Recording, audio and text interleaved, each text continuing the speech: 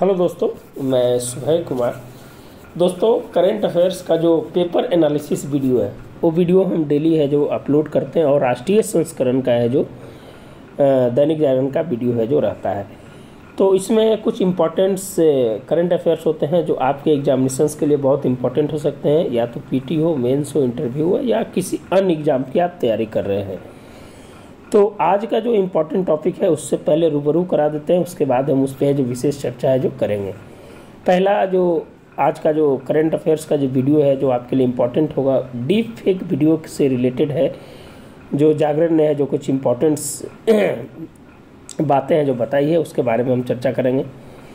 उसके बाद है जो दोस्तों PM श्री योजना है जो हर ब्लॉक में है जो स्कूलों को अपग्रेड करने की बात की गई है, उस पर है जो कुछ राज्यों ने आपत्ति जताई है, उस पर है जो थोड़ा चर्चा करेंगे PM श्री।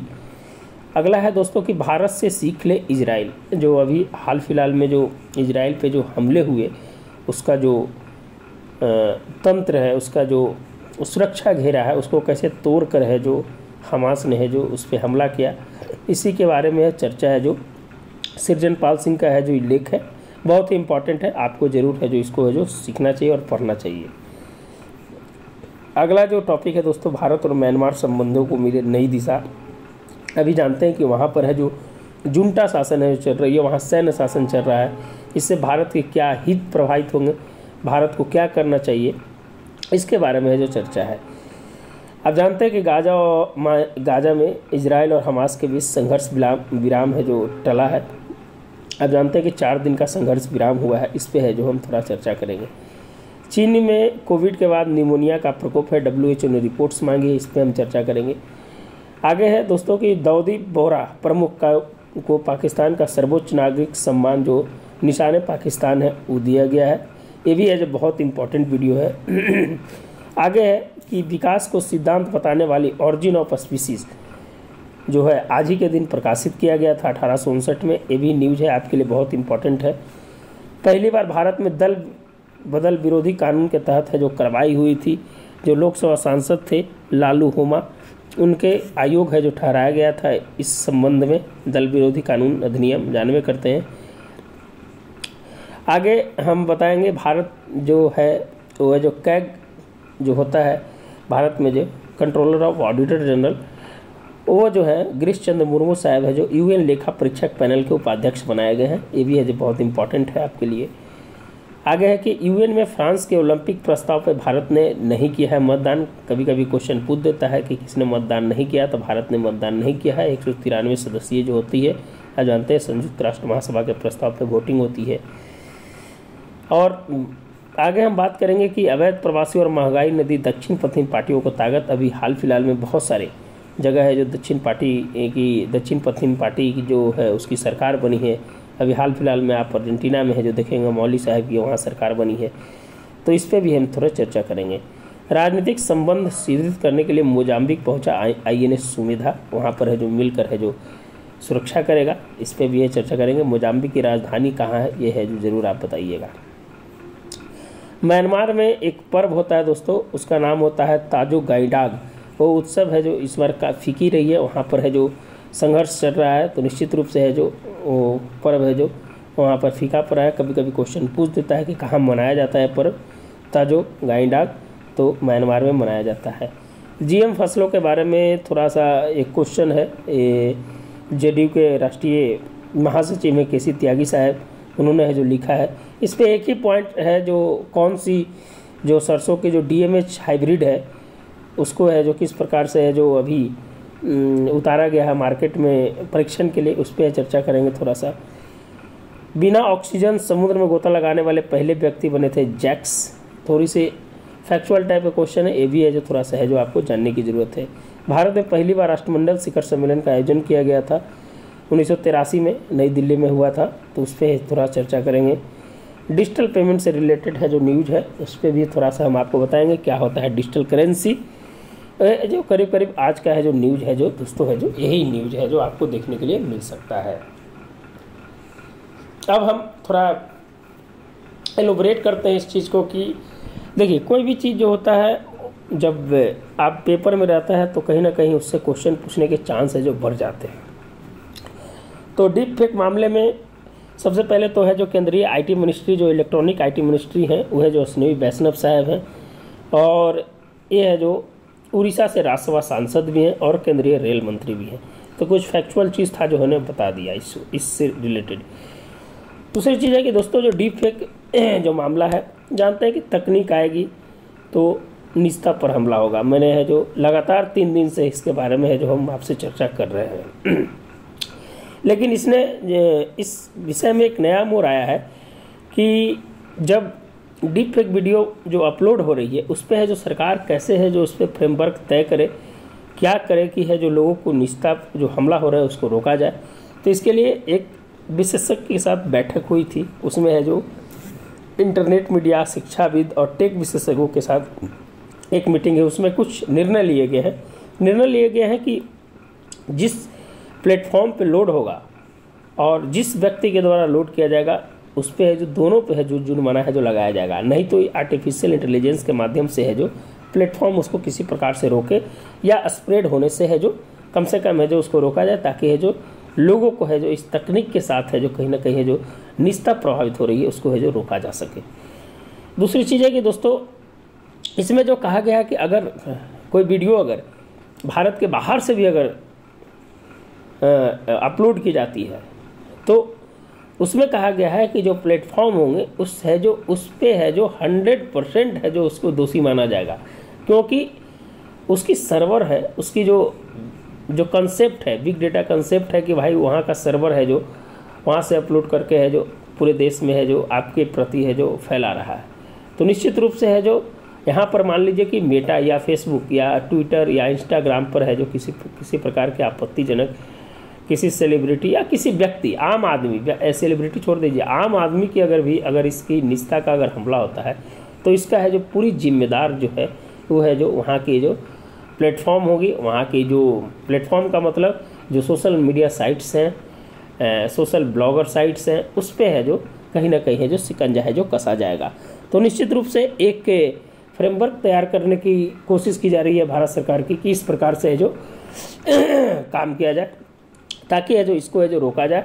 नहीं तो धीरे धीरे है जो तकनीक है जो ये है जो और लोगों के बीच आकर है जो उनकी जो पर्सनल जो समस्याएं हैं, जो उनको जो निजता से रिलेटेड समस्याएं हैं, वो है जो कहीं ना कहीं है जो बढ़ती चली जाएगी और इसका है जो प्रभाव है जो कहीं ना कहीं समाज में है जो पड़ेगा। और समाज जब सब से असब होगा तो निश्चित रूप से इसका प्रभाव है जो सामाजिक, आर्थिक, राजनीतिक सभी स्तर पर है जो इसका है जो प्रभाव है जो पड़ेगा। एक तो संस्कृति का लोप होगा, जब राजनीतिक लोप होगा तो हर चीज़ का लोप होता है। जान लीजिए आपके यहाँ इस प्रकार की समस्या होगी तो कोई बड़ी बिग कंपनियां है जो आपके यहाँ, टेक कंपनियां है जो आपके यहाँ जो काम नहीं करेगी, क्या कि आप इंश्योरेंस है जो उसको नहीं दे पा रहे हैं। तो निश्चित रूप से इसका प्रभाव है जो हर क्षेत्र में पड़ेगा। तो इसीलिए सरकार है जो इस पर गंभीर है और आगे है जो उम्मीद करते हैं कि इस पे है जो और लोगों के बीच है जो जागरूकता ये फैलाना चाहिए कि इस प्रकार की चीज़ें को किसी के प्रति अगर आप कर रहे हैं तो आप खुद सोचिए कि अगर आपके प्रति अगर इस प्रकार की चीज़ें होंगी तो आप भी है जो उसी दायरे में उसी तरह पीड़ित होंगे जिस प्रकार से दूसरे लोग हैं जो पीड़ित है। तो इस पर कुछ इंपॉर्टेंट बातें थी, 3-4 प्रकार की जो सरकार के द्वारा निर्णय लिए गए हैं कि है जो जुर्माना लगाने की है जो बात की गई है कि है जो डीप फेक वीडियो को अपलोड करने के लिए जागरण का आज जो इम्पोर्टेंट जो पॉइंट्स था उसको है जो हम बताने का प्रयास किए। आगे है कि पीए शब्द के चलते बच्चों का भविष्य दांव पर लगा रहे राज्य। आप जानते हैं कि पीएम श्री योजना जो है शिक्षा से रिलेटेड है, स्कूलों को अपग्रेड करने से रिलेटेड है कि अगर एक पंचायत में है, एक ब्लॉक में कम से कम एक लोअर स्कूल, एक माध्यमिक स्कूल और जिले में है जो 10+2 स्कूल के तहत है जो उसको अपग्रेड किया जाएगा, उसमें विभिन्न प्रकार की सुविधाएं प्राप्त की जाएगी ताकि है जो बच्चों के भविष्य को है जो और उज्जवल बनाया जा सके। और प्रत्येक के लिए 2 करोड़ रुपया की है जो व्यवस्था है जो किया गया है। तो इसमें कुछ राज्य ने है जो इस पर आपत्ति जताई है। पीएम जो आगे लगा हुआ है, प्रधानमंत्री योजना जो आगे में लगाया जाता है, उस पर जो बहुत सारे राज्यों ने आपत्ति जताई है। इसके चलते है जो पहले 6-7 राज्य इसमें है जो मना कर दिए थे कि हम है जो इस योजना को है जो पीएम लगाकर है जो यूज नहीं करेंगे। इस पर है जो केंद्र सरकार ने नाराजगी जताई और निश्चित रूप से कहा भी जा सकता है कि केंद्र सरकार की योजना है और प्रधानमंत्री किसी व्यक्ति विशेष का नहीं होता है, पूरे राज्य देश का होता है। अगर प्रधानमंत्री के नाम से अगर कोई योजना चल रही है तो इसमें किसी भी राज्य की आपत्ति नहीं होना चाहिए। लेकिन एक राजनीतिक परिप्रेक्ष्य आज कहीं ना कहीं है जो दूषित होते जा रही है, इसका है जो प्रभाव है जो कहीं ना कहीं धीरे धीरे है जो लोगों के नैतिक और मौलिक मूल्यों पर भी पड़ते जा रहा है। सरकार को इसको सोचना चाहिए और इस पर एक संवाद की ज़रूरत है। जब संवाद अगर नहीं होगी तो निश्चित रूप से इसका है जो प्रभाव पड़ेगा। तो पंजाब भी इस कड़ी में है जो शामिल हो गया है, तो निश्चित रूप से इसे है जो दूर करने का है जो प्रयास है जो करना चाहिए। एक कलेक्टिव रिस्पॉन्स होना चाहिए केंद्र और राज्यों के बीच में, ताकि इससे दूर किया जा सके। तो पीएम श्री योजना ये अगर पूछेगा तो इस पर ध्यान रखिएगा, शिक्षा से रिलेटेड है, एकदम क्रिप्स पॉइंट को हम बताएंगे। ज़्यादा है जो इस चीज़ को मैंने हावी नहीं होने देना है किसी भी चीज़ को, आप है जो उसको समझने का प्रयास कीजिए, ताकि जो आप उसको पीटी या मेंस में है जो आप लिख सकते हैं। चलिए आगे है दोस्तों कि भारत से सीखे इजराइल। आपको हम चर्चा कर दिए कि सृजन पांसिल का लिखा हुआ है ये आर्टिकल है। इन्होंने बताया है कि किस प्रकार से है जो इजराइल है जो अपने सुरक्षा के लिए पूरे देश में जाना जाता है, पूरे विश्व में जाना जाता है। उसकी है जो गुप्तचर एजेंसियाँ जिसको बोल सकते हैं, भारत में जिस प्रकार से आईबी है, वहाँ भी है जो सबसे बड़ी विश्व की सबसे बड़ी है जो एजेंसियाँ है जो वहाँ काम करती है। लेकिन वो एजेंसियाँ है जो कहीं ना कहीं है जो इसको है जो रोकने में है ना कामयाब रही है। आपने जो म्यूनिक 1972 में जब इजराइल के जवानों को, इजराइल के फुटबॉलर को मार दिया गया था, तो किस प्रकार से है जो उन्होंने बदला लिया था।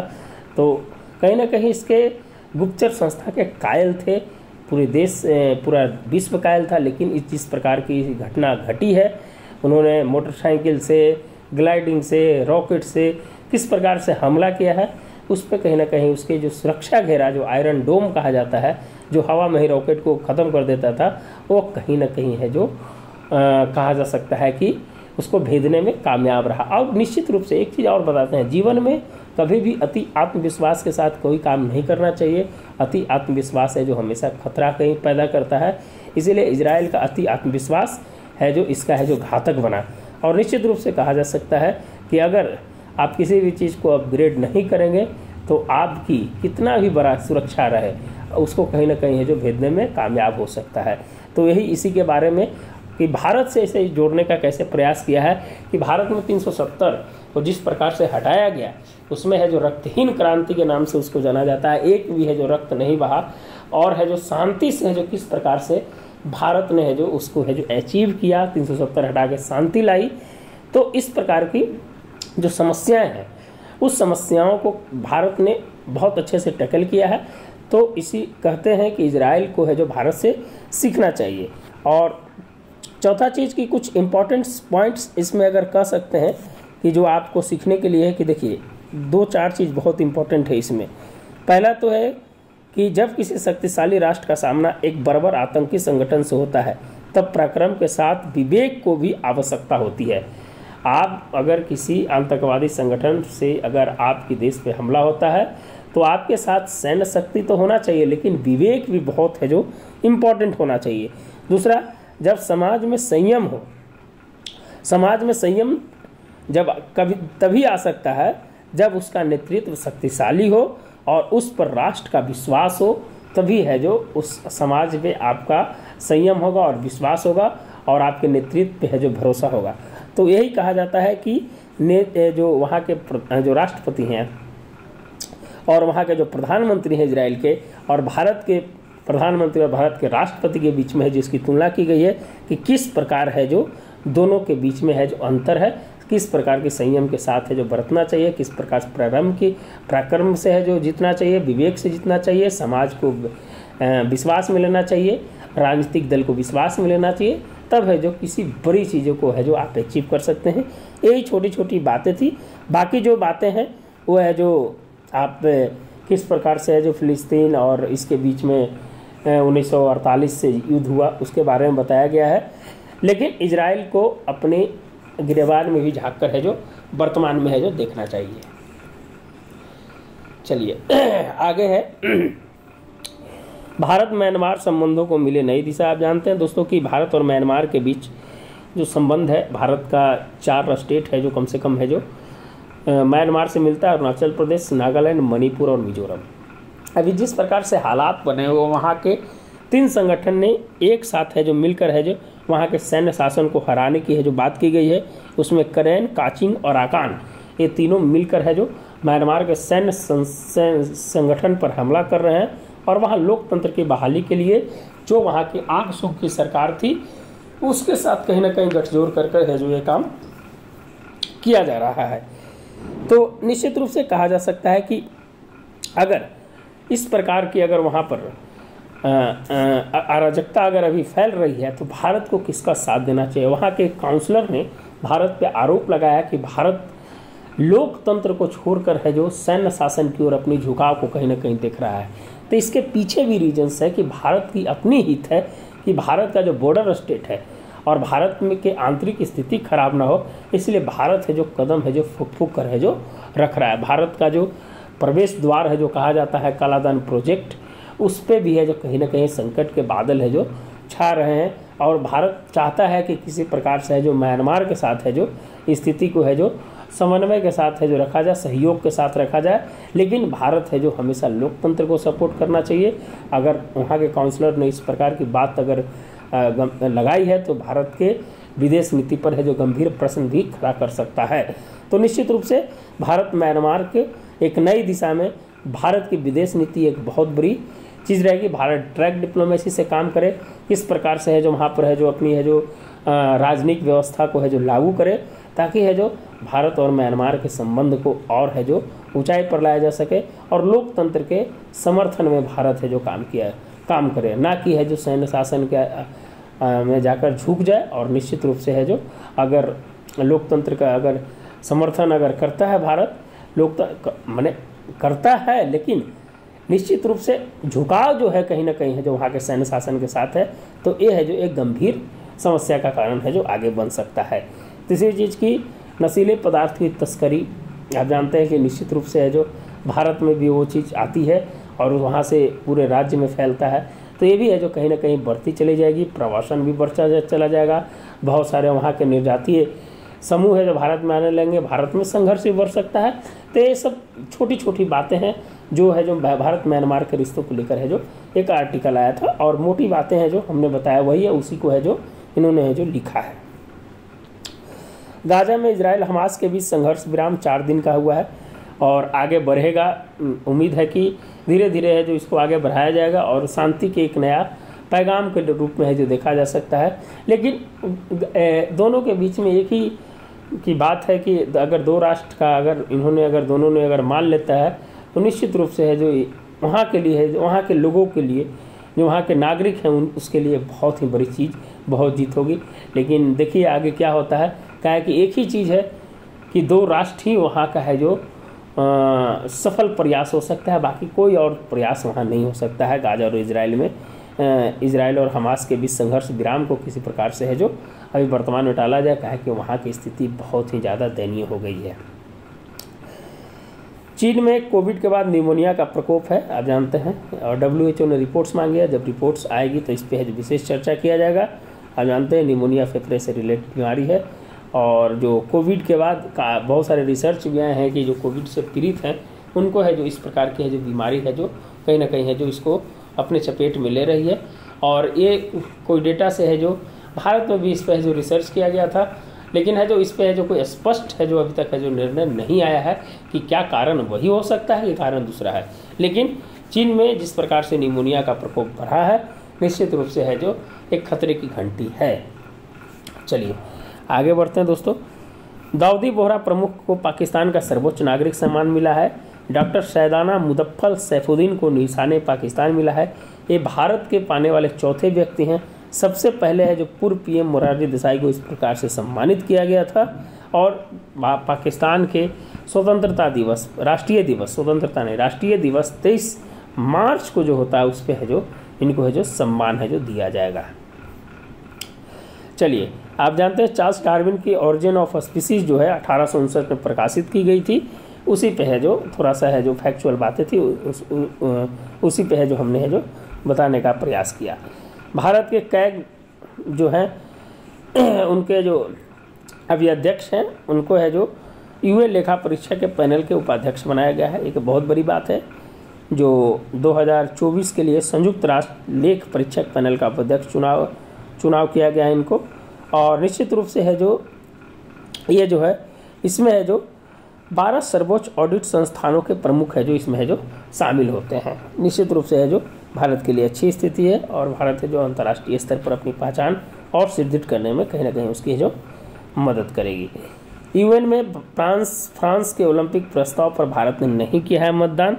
यह जो क्वेश्चन कभी कभी पूछा जा सकता है कि सदस्य देशों से 2024 के पेरिस ओलंपिक की शुरुआत से 7 दिन पहले और पैरालंपिक खत्म होने के 7 दिन बाद अलग अलग समूह और सामूहिक रूप से ओलंपिक संघर्ष विराम का पालन करने का अनुरोध किया था, जिससे सदस्य देशों ने अपने देशों को सुरक्षित यात्रा कर सके। प्रस्ताव के पक्ष में 118 और विरोध में एक भी मत है जो नहीं पड़ा है। रूस और सीरिया ने भी इसमें हिस्सा नहीं लिया, जबकि भारत समेत 73 देश मतदान में अनुपस्थित रहे। तो कभी कभी ये जो पूछ देता है कितने देश है जो इन्होंने जो वोटिंग नहीं किया, तो 73 देश, उसमें भारत भी शामिल है। आगे है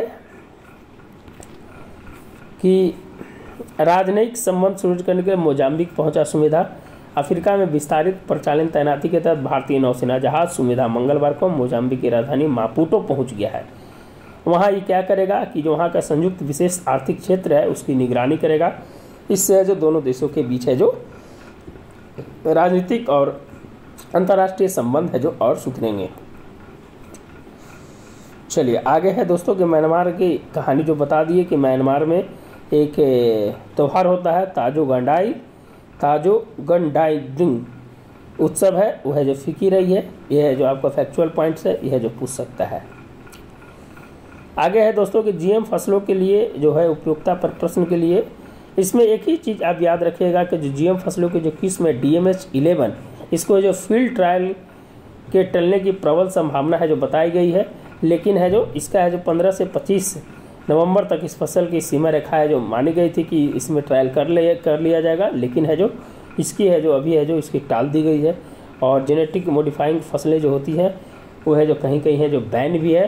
भारत में भी है जो इसका है जो बैन किया गया था कुछ पे, लेकिन कुछ भी अभी इस फसलों को जीएम फसलों को है जो आगे है जो बढ़ाने के लिए इसके क्या सकारात्मक आते हैं, क्या नकारात्मक प्रभाव पड़ते हैं, वो है जो इसके जब इसका परीक्षण किया जाएगा तब है जो इसका है जो पता चलेगा। नहीं तो बहुत सारी समस्या है जो इससे उत्पन्न हो सकती है। इसके रासायनिक कीट है उस पर क्या प्रभाव पड़ेगा, मिट्टी पर क्या प्रभाव पड़ेगा, स्वास्थ्य पे क्या प्रभाव पड़ेगा, पर्यावरण पे क्या प्रभाव पड़ेगा, इस पे भी है जो इसका है जो परीक्षण है जो किया जाएगा। आगे है बिना ऑक्सीजन समुद्र में गोता लगाने वाले पहले व्यक्ति बने जैक्स, ये फैक्चुअल पार्ट है। चलिए आगे पढ़ते हैं। डिजिटल पेमेंट का एक और तरीका ई-रुपया। भारत में डिजिटल करेंसी या ई-रुपये का प्रचलन धीरे धीरे बढ़ रहा है। अब तक भारतीय स्टेट बैंक से 13 बैंक डिजिटल करेंसी का वितरण शुरू कर चुके हैं। 13 बैंक याद रखिएगा। आइए जानते हैं डिजिटल करेंसी क्या है, यूपीआई से कैसे अलग है। डिजिटल करेंसी क्या है? डिजिटल करेंसी आपके बैंक नोट का है डिजिटल स्वरूप होता है। इसका नाम सेंट्रल बैंक डिजिटल करेंसी है, CBDC इसका नाम है, जानवे करते हैं। यह पिछले साल दिसंबर में इसको चालू किया गया था। यह करेंसी नोट का डिजिटल फॉर्म है जिसे RBI जारी करता है। कौन जारी करता है? RBI जारी करता है। बैंक नोट भी रिजर्व बैंक को ही जारी करता है। जिस तरह से हम किसी दुकान पर सामान लेते हैं उसके लिए बैंक नोट देते हैं, उसी तरह ई-रुपया है उसको देंगे, इसलिए डिजिटल तरीके से दिया जाएगा, यानी मोबाइल से। आपको 10 रुपया पे करना है तो जिस प्रकार से आप फिजिकल नोट देते हैं उस प्रकार से है जो आप आभासी है जो उसको है जो 10 रुपया का है जो आप वॉलेट से आप अपने उसको दे सकते हैं। तो यही है जो CBDC है। इसके फ़ायदे हैं, नुकसान है। एक तो है जो पर्यावरण जो कागज़ चीज़ होता है उसकी होगी, फिर आर्थिक प्रभाव भी कहीं ना कहीं है जो इसका बढ़ेगा, चलन में बढ़ेगा, लोगों के पास आसानी से पहुंच जाएगी। कहीं ना कहीं सरकार को है जो इस पे जो बोझ होता है वो भी है जो आर्थिक स्थिति से वो भी है जो कहीं ना कहीं है जो उसका प्रभाव पड़ेगा।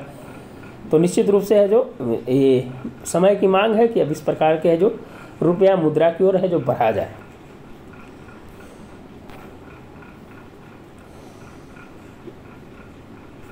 तो वही चीज़ है किस प्रकार से लेन देन होगा वही है जो बता दिए। तो निश्चित रूप से CBDC और डिजिटल पेमेंट के बारे में आपको थोड़ी जानकारी है अगर है तो आप विशेष और पढ़ सकते हैं। तो आज का जो न्यूज़ है करीब करीब यही न्यूज़ था दोस्तों, जो जागरण के प्लेटफॉर्म से है जो मिला है, जो आपके साथ शेयर करें। अगर वीडियो अच्छा लगता है तो ज़रूर है जो लोगों के बीच शेयर करें। कुछ सुझाव है तो भी दें, क्या सुझाव है। फिर मिलते हैं नए वीडियो के साथ। धन्यवाद दोस्तों।